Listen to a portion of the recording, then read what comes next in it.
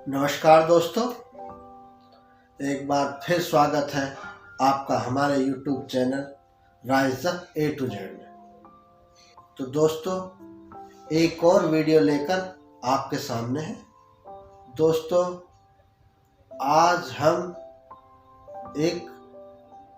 इस वीडियो के द्वारा हम अपनी फैमिली में, अपने परिवार में जो हमारे बुजुर्ग रहते हैं उनके बारे में कुछ बताना चाहेंगे। दोस्तों, अक्सर देखने में आता है कि जो हमारी फैमिली में, जो हमारे परिवार में बुजुर्ग होते हैं, धीरे धीरे हम उनकी बातों को, उनके कार्यों को नज़रअंदाज करने लगते हैं। तो दोस्तों, आज आधुनिक युग में उनकी बातों के मूल्य को हम नहीं समझ पाते हैं। वास्तविकता ये है कि यहाँ हम बहुत बड़ी भूल कर रहे होते हैं। दोस्तों, जो हमारे बुजुर्ग होते हैं, कोई हमारे दादाजी हैं 90 साल की उम्र है, कोई हमारे पिताजी हैं 60 साल की उम्र है, माता है 60 साल की उम्र है। तो जो 60 साल का उनका जो एक्सपीरियंस होता है, हमारे नज़रअंदाज करने के कारण वो एक्सपीरियंस हमें उनसे नहीं मिल पाता है, और उस एक्सपीरियंस के कारण हम बहुत बड़े धोखे में रह जाते हैं। दोस्तों, जो 60 सालों में या 80 सालों में उनके सामने जो घटनाएं हुई हैं, प्रत्यक्ष उन्होंने देखा है, उन्होंने प्रैक्टिकल किया है, और उन्होंने उस पे जो रिसर्च किया है वो हमें बताने की कोशिश करते हैं, लेकिन हम उनकी बातों को नज़रअंदाज कर देते हैं। तो दोस्तों, इसी के बारे में आज की वीडियो के बारे में बताना चाहूँगा कि यदि हम उनकी बातों को सुने, उनकी बातों पे चलें, उनकी बातों पे विश्वास करें, तो हम क्या पा सकते हैं। इसका पूरा सारांश जानने के लिए कृपया हमारी वीडियो को पूरा देखें। किसी किसान परिवार में एक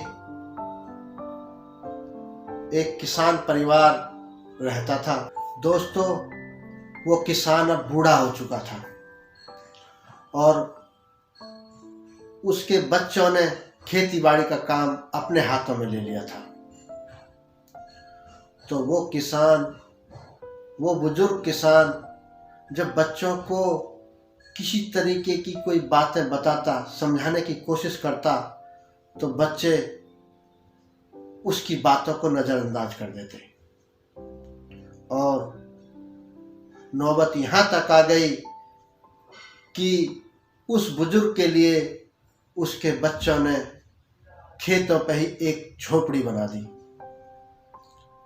और बुजुर्ग से कहने लगे कि आप खेतों पे ही रहकर जंगली जानवरों से खेतों की रक्षा करें। दोस्तों, उस झोपड़ी में वो बुजुर्ग रहने लगा, भूखा प्यासा, कभी खाना भेज देते तो कभी उसे भूखा रहना पड़ता। इत्तेफाक से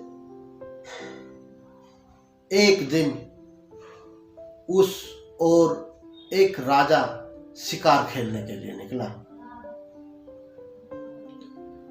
उसके साथ उसका मंत्री और शिकार पकड़ने के लिए एक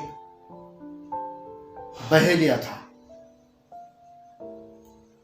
दोस्तों, राजा ने एक हिरण पर निशाना लगाया और तीर चला दिया।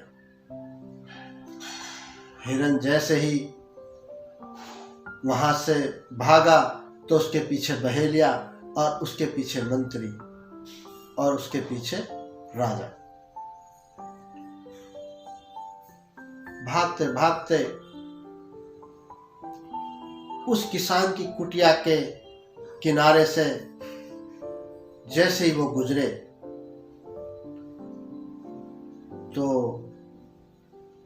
बहेलिये ने रुक के किसान से पूछा कि अरे ताऊ जी, यहां से कोई हिरण गया है? बहेलिया कहने लगा, कोई देहाती आदमी है, वो अपनी कुटिया में लेटा हुआ है। उसने कहा, बेटा हिरण तो गया है लेकिन वो आपके हाथ नहीं आए। कहने लगा, क्यों? क्योंकि जिसने उसको निशाना लगाया है उसका निशाना चूक गया। बहेलिया कहने लगा, अरे ताऊ, तुम्हें दिखाई तो देता नहीं और इतनी दूर से निशाना लगाया और तुम्हें पता चल गया कि निशाना चूक गया। ये बातें कहता हुआ बहेलिया आगे निकल गया। उसके पीछे मंत्री उसी झोपड़ी पर पहुंचा। कहने लगा, ताऊ जी नमस्ते। लेटे हुए बुजुर्ग किसान ने अपने मन में आइडिया लगाया कि वो कोई नेक पुरुष है।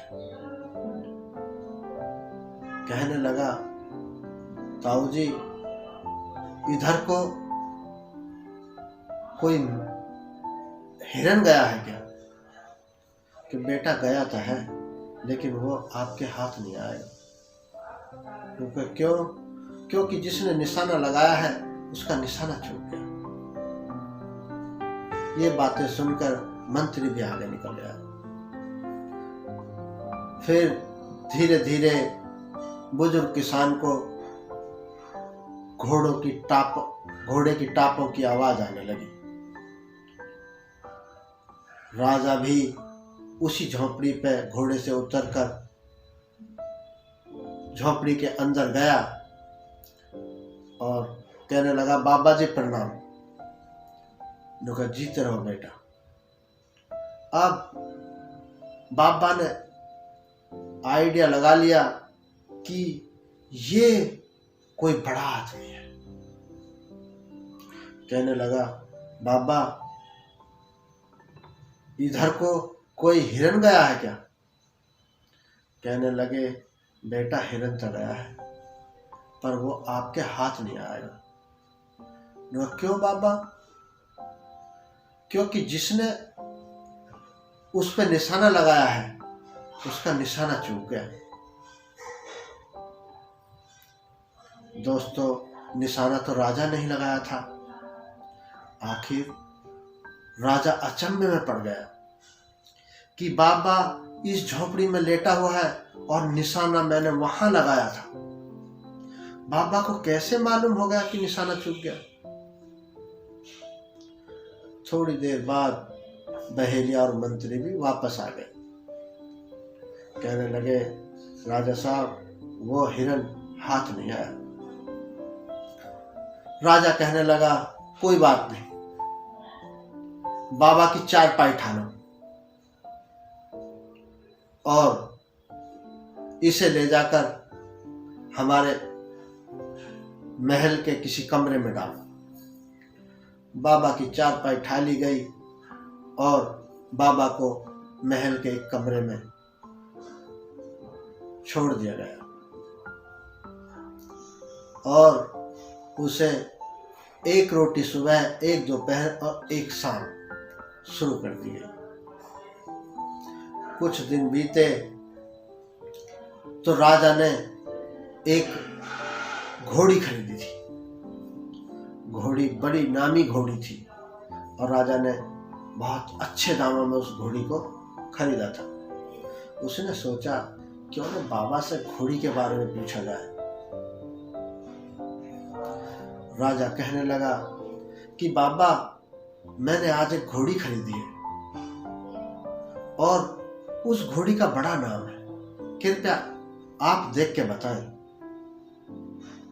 बाबा कहने लगा, बेटा बता तो दूंगा लेकिन बंद कमरे में बताऊंगा। राजा कहने लगा, कोई बात नहीं। घोड़ी को बंद कमरे में बांध दिया गया तो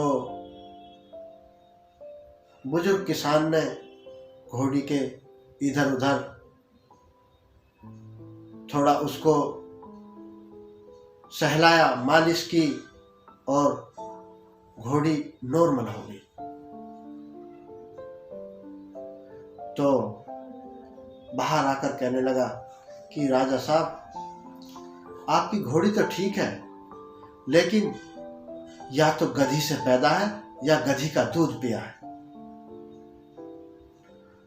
राजा कहने लगा कि बाबा, अगर तुम्हारी बात गलत निकल गई तो अच्छा नहीं होगा, कि बेटा इंक्वायरी करवा लो। राजा ने अपने सिपाही लगा दिए। पूछते पूछते घोड़ी के मालिक के पास पहुंचे। घोड़ी का मालिक एक कुम्हार था। कहने लगा, आपने फला को घोड़ी बेची? कहा जी है। कहा आज वो घोड़ी राजा के पास है। कहा अरे देखो घोड़ी के कितने अच्छे भाग हैं। जब वो पैदा हुई थी तो उसकी मां मर गई थी और हमने उसे गधी का दूध पिलाकर पाला था और आज उस पर राजा सवारी करता है। दोस्तों, सिपाहियों ने आकर उस कुम्हार की बताई हुई बातें राजा को बताई। राजा कहने लगा कि बाबा, बहुत पहुंची हुई चीज है, क्यों ना इससे अपनी पत्नी के बारे में पूछा जाए।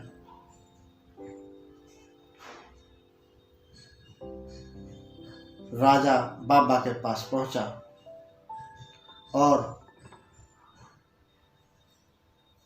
उसको 2 रोटी सुबह और 2 शाम और 2 दोपहर शुरू करके कहने लगा, बाबा आपकी 2 रोटी कर दी हैं, लेकिन क्या आप मेरी पत्नी के बारे में भी बता सकते हैं? बुजुर्ग कहने लगा कि बता तो सकता हूं लेकिन बेटा बताऊंगा बंद कमरे में। कि कोई बात नहीं। रानी को बंद कमरे में बुलाया गया और बंद कमरे में रानी से बाबा कहने लगा कि बेटी अपने सारे कपड़े उतार लो। दोस्तों, रानी ने अपने सारे कपड़े उतार दिए। फिर बाबा कहने लगा कि बेटी ठीक है, कपड़े पहन लो, और दरवाजा खोल के बाहर आकर राजा से कहने लगा कि राजा साहब, रानी तो आपकी ठीक है लेकिन या तो वैश्या से पैदा है या वैश्या का दूध पिया है। इस बात पर राजा भड़क गया। कहने लगा, बाबा यदि आपकी बात गलत निकल गई तो बहुत बुरा होगा, कि बेटा इंक्वायरी करवा लो। राजा ने अपना घोड़ा उठाया और अपनी ससुराल पहुंच गया। जाकर के उसने बाबा की कही हुई बातें बताई तो उनकी राजा की सास कहने लगी, बेटा बाबा सही कह रहा है कि फलाने शहर में मैं एक कोठे पे वेश्या का काम करती थी। तुम्हारे ससुर वहां दौरे पे गए हुए थे और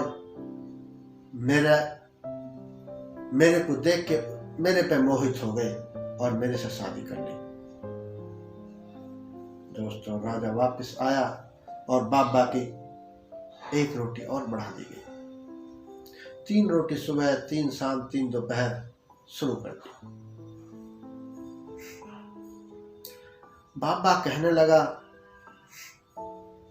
राजा कहने लगा कि क्यों न बाबा से अपने बारे में पूछा जाए। कहने लगा, बाबा क्या मेरे बारे में भी आप कुछ बता सकते हो? कि बेटा तुम्हारे बारे में तो मैं बगैर बंद कमरे में ही बता दूंगा।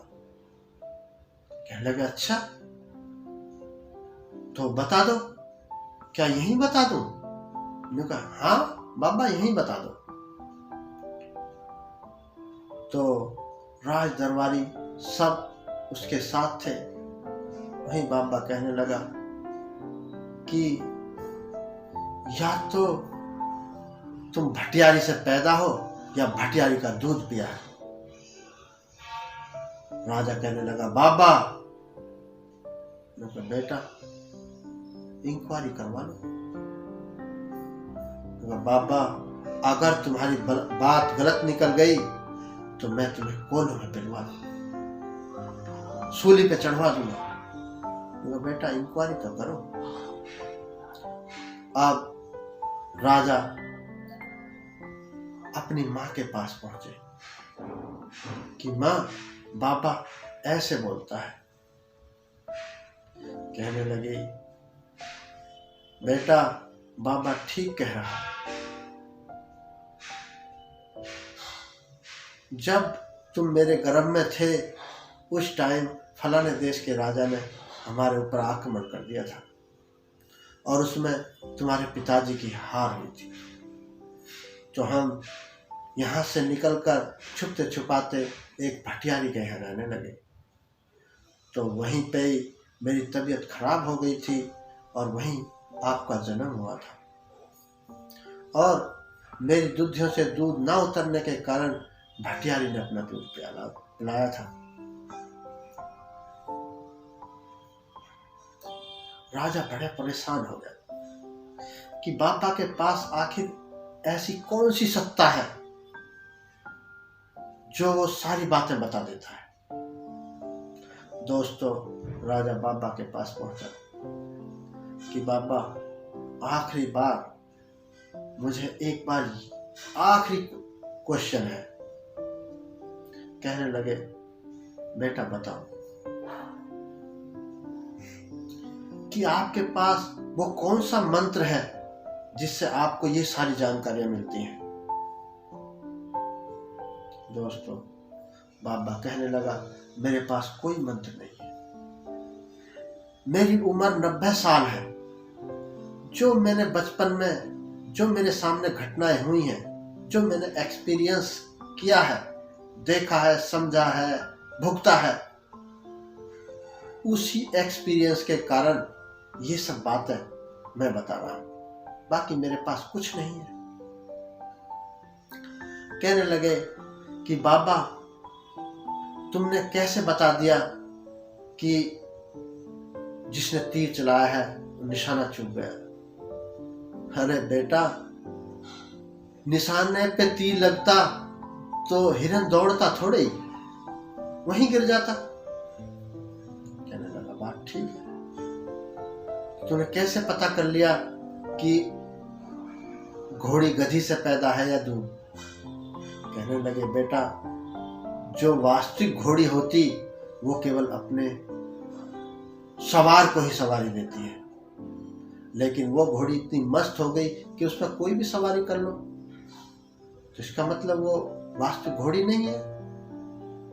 अच्छा, तो तुमने कैसे पता कर लिया कि रानी वैश्या से पैदा है या वैश्या का दूध पिया है। कि बेटा, जब मैं बंद कमरे में रानी को लेके गया तो मैंने उससे कहा, बेटा अपने सारे कपड़े उतार दो। उसने झट से सारे कपड़े उतार दिए।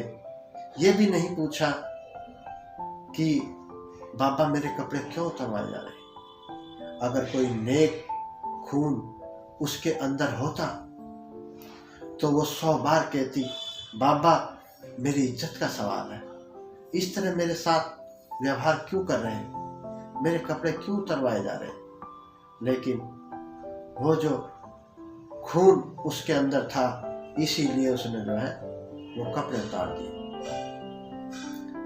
कि बाबा मेरे को कैसे परख लिया आपने। कि बेटा, तुम कितने ही राज परिवार में, कितनी सेना, कितने मंत्री यहाँ खाना खाते हैं, कितना ही राशन लगता होगा, लेकिन जिस दिन मैं आया आपने मेरी एक रोटी शुरू करी और मेरे एक एक काम पे एक एक रोटी बढ़ाई। अगर पहले ही दिन मुझे भरपेट भोजन दे देते तो आपके राज्य, आपके खजाने में से कितनी संपदा कम हो जाती। लेकिन आपके अंदर जो वो भटियारी का दूध है, उसने अपना काम किया और एक एक रोटी करके बढ़ाई। तो दोस्तों, हमारे जो बुजुर्ग होते हैं, हमारे बुजुर्ग अपने बुजुर्गों से जो शिक्षा लेते हैं तो उनका जो एक्सपीरियंस है वो डबल हो जाता है। मान लिए हमारे पिताजी की उम्र 80 साल और उनके पिताजी की उम्र भी 80 साल में ही उनकी डेथ हुई होगी, तो 160 साल का एक्सपीरियंस हमारी फैमिली को मिलने वाला होता है। लेकिन आधुनिकीकरण के कारण हम उनकी बातों को नजरअंदाज कर देते हैं और वो कहना भी चाहते हैं तो उनकी बातों को दबा दिया जाता है। तो दोस्तों, हमें ऐसी भूल कभी नहीं करनी चाहिए। अरे आप उस पे चलेंगे या नहीं चलेंगे, लेकिन कम से कम उनकी बातों का सम्मान करो, उनकी बातों को सुनो तो सही। उनकी बातों को नजरअंदाज करने की बजाय अपनाओ, तो हमारी संस्कृति और हम बहुत सारी ऐसी बातें जो सारी लाइफ में हमें नहीं मिलती, अपने माता पिता से ही मिल जाएगी। तो दोस्तों, अपने बुजुर्गों को अपने पास रखें, उनके साथ टाइम बिताएं, उनकी बातों को समझें, सुने, सम्मान दें, तो आपका जीवन चरित्र से भर जाएगा। आपके अंदर एक अलौकिक सत्ता जाग जाएगी जो दूसरों के लिए अलौकिक सत्ता लगती है, वो हमारे बुजुर्गों से हमें मिल सकती है। तो दोस्तों, अपने बुजुर्गों को कभी नहीं छोड़ना चाहिए, अपने साथ रखना चाहिए। तो मेरी वीडियो का यही सार है। कृपया मेरी वीडियो को देखकर लाइक करें, सब्सक्राइब करें और वीडियो देखते रहें। थैंक यू, धन्यवाद।